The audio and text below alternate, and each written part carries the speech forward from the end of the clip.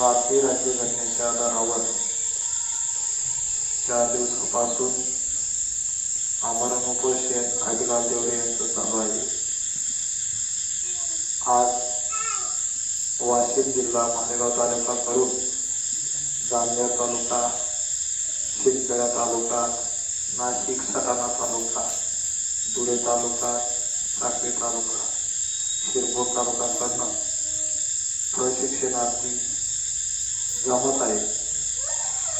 तरी प्रशासकीय अधिकाऱ्यांनी निवेदनाची दखल घेऊन मुख्यमंत्री महोदयांपर्यंत पोहोचवलं, परंतु मुख्यमंत्री महोदयांनी आतापर्यंत माझी दखल घेतली नाही.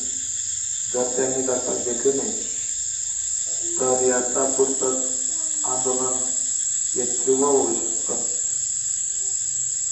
हा जबाबदार राज्याचे मुख्यमंत्री असतील. माझ्या जीवाला जर काही बरं वाईट झालं तर याला सुद्धा शासनाला जबाबदार आहे. एवढं